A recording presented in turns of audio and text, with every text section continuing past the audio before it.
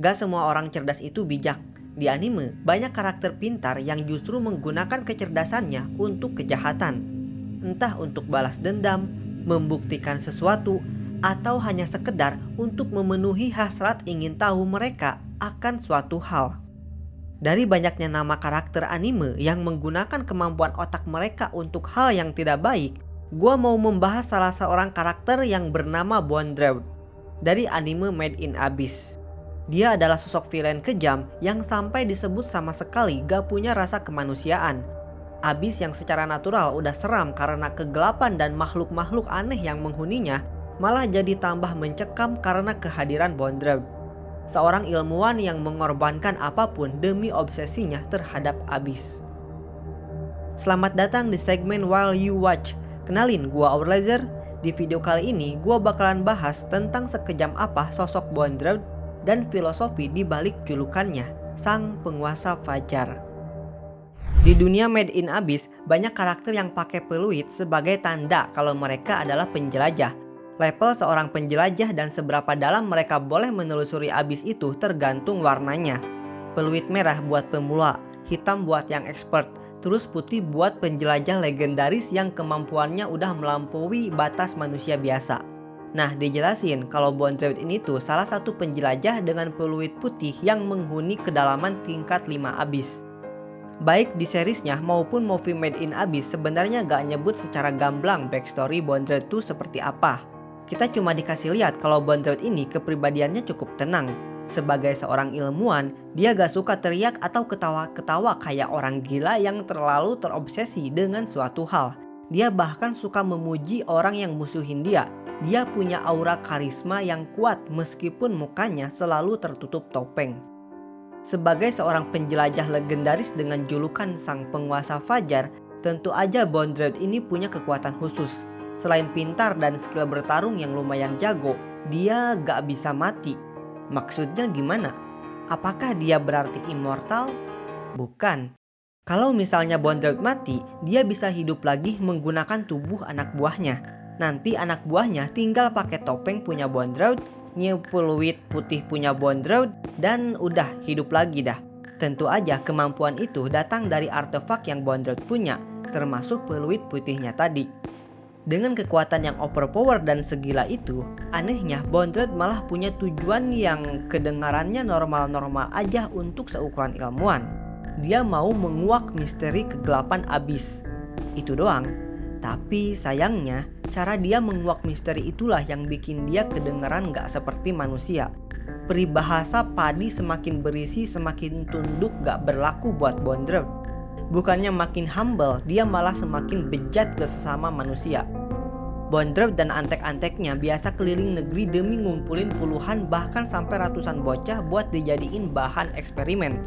Dan ngerinya, Bondrewd gak nyulik mereka secara paksa. Dia pakai karisma dan pemilihan kata yang tepat biar anak-anak itu mau ikut. Ayo anak-anak pemberani, silahkan ikut bersamaku untuk menelusuri Abyss. Kira-kira kayak gitu ngomongnya. Buat anak-anak polos yang belum terlalu ngerti soal harta, tentu aja iming-iming jadi penjelajah tuh bakal manjur. Hasilnya, seperti yang gua bilang, mereka jadi kelinci percobaan. Tiap malam akan ada anak yang dipanggil dan udah bisa dijamin besoknya mereka gak kelihatan lagi. Semuanya berubah jadi makhluk yang dibilang manusia udah bukan, hewan juga bukan. Mereka jadi onggokan makhluk gak berakal di dasar lubang eksperimen. Tragis lah pokoknya. Bisa dibilang takdir orang-orang yang jadi korban eksperimen tuh jauh lebih buruk dari kematian. Bahkan kalau korbannya dikasih pilihan, mereka bakal lebih milih dibunuh aja saking gak manusiawinya eksperimen Bondrewd. Meskipun Bondrewd kedengaran jahat banget, tapi percaya atau enggak dia punya satu anak perempuan, namanya Pruska. Anak angkat sih sebenarnya, tapi Bondrewd merawat dia dengan penuh kasih sayang. Wah bagus dong, berarti Bondrewd ini masih punya sisi positif sebagai manusia. Ya enggak juga. Dari sekian banyak eksperimen kejam Bondrewd, menurut gua ada satu yang paling bejat. Eksperimen Cartridge. Di eksperimen itu, Bondrewd membedah tubuh anak kecil, membuang bagian-bagian tertentu dan menyisakan organ dalam. Terus organ itu dimasukin ke semacam koper buat dijadiin sumber energi yang bakal Bondrewd pakai untuk bertarung. Nah, Pruska juga jadi korban eksperimen cartridge ini. Anak penyakitan dirawat sama Bondrewd sampai sembuh dan hidup sampai umurnya baru mau menginjak remaja. Ujungnya dikorbanin demi kegilaan bapak angkatnya sendiri. Bondrewd sengaja ngasih perhatian dan kasih sayang dalam jangka waktu yang gak sedikit demi tujuan yang segitu kejamnya. Itulah jahatnya sosok Bondrewd, sang penguasa fajar. Ia rela memainkan perasaan orang demi ambisinya. Menariknya, fajar ini punya arti khusus buat Bondrewd. Selain jadi gelar kehormatannya, nama Pruska yang dikasih sama Bondrewd juga artinya bunga fajar. Pertanyaannya, kenapa? Kalau kita cari beberapa literatur spiritual dan filosofi, fajar emang punya makna sedalam itu. Dalam Islam, fajar tuh tandanya dimulai hari, dimana di situ ada sholat subuh. Dari awal hari aja, manusia udah diminta bangkit dan mengabdi sama Tuhan. Di Bible juga ada, fajar itu pemisah antara kegelapan malam dan cahaya pagi, melambangkan awal yang baru, dengan kata lain, harapan.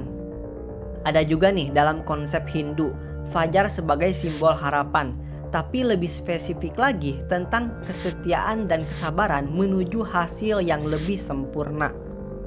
Intinya, fajar punya filosofi tentang kebangkitan, tentang semangat. Matahari yang bentar lagi terbit jadi simbol buat menghasilkan sesuatu yang baru di hari yang baru juga. Kalau kita cocok-cocokin sama kegiatannya Bondrewd, ya masuk. Bondrewd mencari pencerahan tentang misteri kegelapan abis. Hasrat Bondrewd akan ilmu pengetahuan itu kayak orang yang semangat nunggu fajar datang. Atau bisa juga diartiin kayak gini. Bondrewd gak segan-segan menempuh jalan paling gelap, bahkan ngorbanin orang-orang terdekatnya supaya dia mendapat hasil eksperimen dan informasi yang baru. Sadis? Iya. Tapi Bondrewd gak peduli selama hal itu bisa memberi ia pencerahan. Pokoknya ilmu pengetahuan adalah segalanya buat Bondrewd. Dan jangan kira orang yang halangin tujuan Bondrewd bakal otomatis jadi musuh.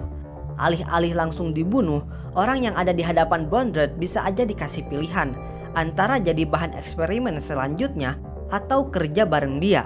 Yang menurut gua pribadi, dua-duanya itu pilihan serba salah. Kalau jadi bahan eksperimen, korbannya gak mati, tapi bakal tersiksa fisik seumur hidup. Kalau ikut kerja, berarti dia bakal nanggung rasa bersalah karena ikutan menyiksa korban lain. Belum lagi pilihan kedua juga masih punya resiko yang gak kalah parah. Bondrewd bisa pakai semua anak buahnya sebagai tubuh baru, yang berarti semua orang yang kerja sama Bondrewd itu bisa dikorbanin kapan aja. Ya, semua bakal Bondrewd lakukan demi ilmu pengetahuan yang dia anggap seindah fajar. Ada makna yang lebih parah lagi loh soal fajar Bondrewd. Transisi kegelapan menuju cahaya. Bondrewd datang ke hadapan anak-anak buangan, anak-anak yang hidupnya suram, dan dia bawa suatu janji yang jadi secercah harapan buat anak-anak itu. Kelakuan Bondrewd yang di luar nalar ini sampai bikin lupa kalau fajar yang jadi filosofi dan julukan Bondrewd itu adalah sesuatu yang indah. Anak angkatnya sendiri dikasih nama Pruska, bunga fajar. Kurang indah apa lagi itu? Kalau kalian cari di Google tentang bunga fajar, kalian bakal nemu bunga ini, Ipomoea indica. Warnanya biru keungu-unguan, mirip seperti cahaya di topeng dan di markasnya Bondrewd. Pruska dikasih nama yang cantik, dirawat dengan baik, juga diajarin langsung sama Bondrewd tentang cara operasi makhluk hidup. Itu berlangsung bertahun-tahun lamanya. Bahkan nih, Pruska sempat dijanjiin sama Bondrewd buat melihat fajar bersama. Melihat akhir nasib Pruska malah bikin pertanyaan baru. Apakah kasih sayang yang Bondrewd tunjukin selama itu adalah kasih sayang palsu? Kemungkinan besar iya. Soalnya kalau kita cocokin ke simbol fajar dalam konsep Hindu tadi juga cukup masuk akal. Pruska adalah anak yang setia dan Bondrewd adalah ilmuwan yang sabar menanti. Makanya Bondrewd gak keberatan nunggu Pruska gede buat dijadiin eksperimen.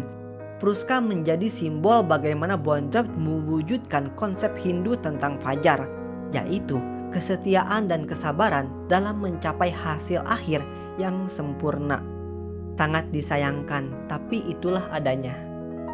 Dari penjelasan gua tentang Bondrewd ini, kita bisa tarik dua kesimpulan. Pertama, Bondrewd itu orang gila. Dia manusia paling gila dan kejam di dunia Made in Abyss, setidaknya untuk sekarang. Entah apa yang bikin Bondrewd sesadis itu demi ilmu pengetahuan. Mungkin karena udah terlalu lama di kedalaman Abyss, atau bisa aja itu karena udah sifat alami dia sebagai seorang ilmuwan yang notabene punya prinsip moral yang netral. Bondrewd gak peduli soal moral, gak pusing soal etika. Yang penting tindakan dia bisa diukur pakai data dan hasilnya bisa dia lihat dengan mata kepala sendiri. Adapun satu hal yang bisa kita pelajari dari Bondrewd, yaitu terlalu obsesi bukanlah hal yang baik, termasuk obsesi terhadap ilmu pengetahuan. Walaupun Bondrewd ini dijuluki sang penguasa fajar, menurut gua pribadi dia udah dibutakan sama hasratnya sendiri. Mungkin karena hatinya terlalu gelap kayak malam, atau malah terlalu terang kayak cahaya matahari pagi.